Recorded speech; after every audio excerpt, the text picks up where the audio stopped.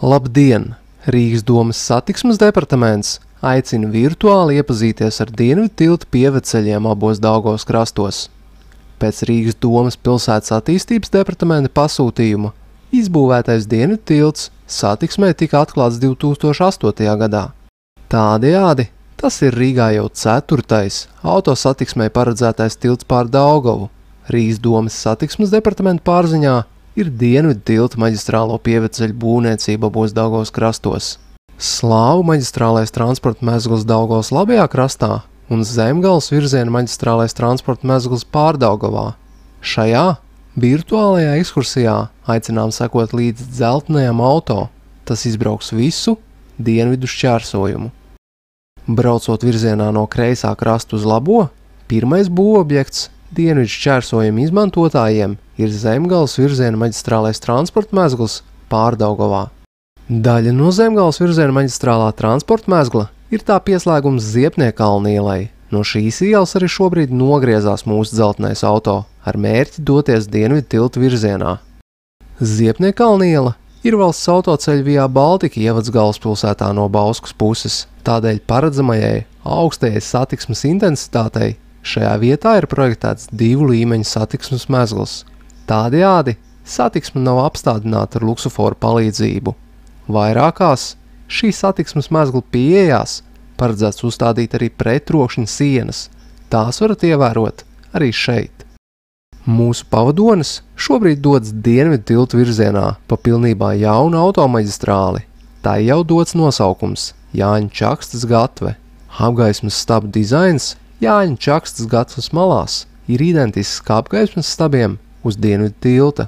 Pa šo ielu braucot, esam jau pietuvojušies Zemgales virziena maģistrālā transporta mezglu pieslēgumam Bauskas ielai. Arī te redzams 2 līmeņu šķērsojums, kur pa Bauskas ielu taisni braucošie turpina ceļu par pārvadu augšpusi, bet pa Jāņa Čakstas gatvi braucošie transporta līdzekļi pabrauc zem Bauskas ielas. Šī pieslēguma pieejās ir rotācijas apļi, ļaujot pārkārtoties jebkurā vajadzīgajā braušanas virzienā. Dzeltenais auto šobrīd tuvojas Dienvidu tiltam pār Daugavu. Šo tiltu satiksmē atklāja 2008. gada novembrī. Šobrīd dzeltenais auto šķērso 803 metrus garo Dienvidu tiltu, kurš vizuāli ir atpazīstams pēc oranžajām vantīm pretējo braušanas virzienu atdalošajā joslā. Dienvidu tiltam ir 6 braušanas joslas, 3 no tām ved Daugavas kreisā krasta virzienā, bet 3 virzienā uz labo krastu, kurp šobrīd dodas arī mūsu dzeltenais auto. Te redzams pirmais 3 līmeņu satiksmes mezgls Latvijas autoceļu būvniecības vēsturē. Satiksmes mezgls ziemeļpusē redzam Krasta ielu, dienvidu pusē Maskavas ielu.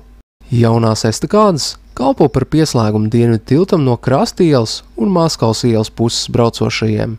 Tāpat tās pieslēdzas Slāvu dzelzceļa pārvadam. Transporta līdzekļu vadītāji, izmantojot estakādes, var pārkārtoties ik vienā virzienā. Kopumā estakādes ir 6. Augstākā ved uz Krasta ielu galvaspilsētas centra virzienā.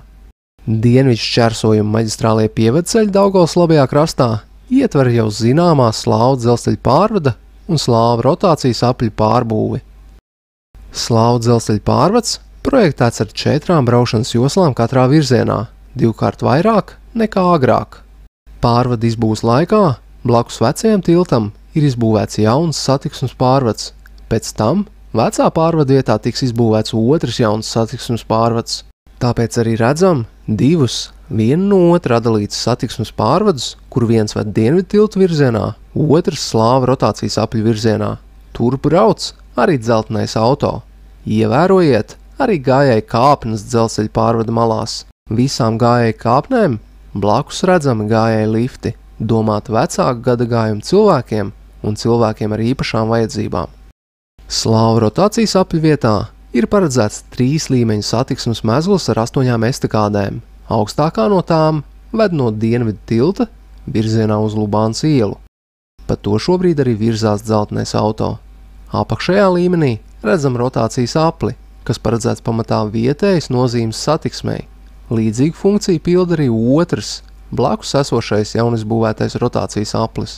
Maģistrālo satiksmes plūsmu te uzņem estakādes. Tās ir gan Kruspils, gan Lubānas, gan Piedrujas ielu virzienā.